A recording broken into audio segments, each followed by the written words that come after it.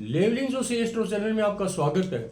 महर्षि पाराशर ने षोडश वर्ग के अलावा एक विशेष द्वादशांश पद्धति बताई है, जिसके अंदर 2 अंश और 30 कला का एक द्वादशांश होता है, जो आपको दिखाई दे रहा है। तो पहला जो द्वादशांश है वो 0 से 2 डिग्री और 30 कला का है। फिर बाद में चौथा द्वादशांश 7 डिग्री 30 कला से 10 डिग्री का है, और इसी प्रकार से 15 डिग्री से 17-30 तक का एक द्वादशांश है, और 22 डिग्री 30 कला से 25 डिग्री तक का एक द्वादशांश है। यानी 2 डिग्री और 30 कला का एक द्वादशांश होता है। पहला द्वादशांश श्रेष्ठ, दूसरा द्वादशांश जाएगा वो मध्यम होगा, तीसरा द्वादशांश आएगा वो साधारण होगा। इसके अंदर राशियों का कोई ध्यान नहीं देखा जाता, सिर्फ अंश कला का ही ध्यान देखा जाता है। अंश कला के हिसाब से ये द्वादशांश महर्षि ने तय किए हैं। पहला द्वादशांश श्रेष्ठ माना गया है, और इसी प्रकार से चौथा द्वादशांश है वो श्रेष्ठ माना गया है। छठा द्वादशांश है यानी 7वां द्वादशांश है वो 15 डिग्री से लेकर के 17 डिग्री 30 कला तक का है। इसी प्रकार से यह द्वादशांश आगे आता है, तो 22 डिग्री 30 कला से 25 डिग्री तक का द्वादशांश श्रेष्ठ द्वादशांश माना जाता है। ऐसा माना जाता है कि श्रेष्ठ द्वादशांश में जिन जातकों का जन्म होता है वे प्रतिभाशाली होते हैं और भाग्यशाली भी होते हैं, और जिंदगी अंदर कुछ न कुछ नाम करके जाते हैं, विशेष करके जाते हैं।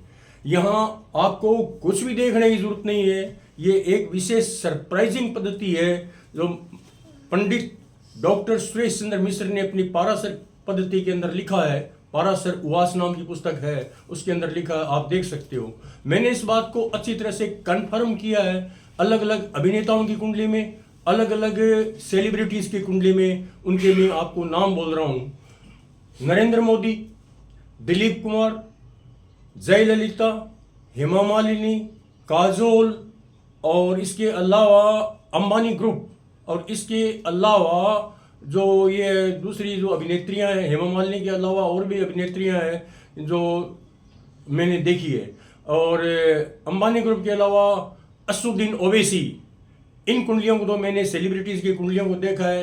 ये जो सेलिब्रिटीज है इनकी कुंडलियों के अंदर ये नियम पूर्णतः लागू होता है। इसलिए आप इस द्वादशांश पद्धति की अवहेलना नहीं कर सकते। जब भी आप किसी भी सेलिब्रिटी की कुंडली में देखो, अमिताभ बच्चन जिनका उदाहरण डॉक्टर साहब ने अपनी पुस्तक में दिया है, इनकी कुंडली के अंदर ये विशेष योग लागू होता है, और ये विशेष द्वादशांश पद्धति है। दूसरी साइड में देखते हैं कि इस विशेष द्वादशांश को मैंने नवांश पद्धति और पंच अक्षवेदांश पद्धति, नवांश पद्धति और अक्षवेदांश पद्धति से अंदर कंफर्म करके देखा, तो मैंने देखा कि ये जो द्वादशांश के अंदर जो भी ग्रह पड़ता है वो नवांश के अंदर या अक्षवेदांश के अंदर अपना इस बात को वेरिफिकेशन देता है कि ये जो जातक है, इसके ये जो ग्रह है ये प्रबल भाव लिए हुए हैं, प्रबल बल लिए हुए हैं। इसलिए आप इस पद्धति को देखिए। ये मैंने आपको विशेष द्वादशांश पद्धति बताई है। आपने मेरे वीडियो को सुना, इसके लिए बहुत बहुत धन्यवाद।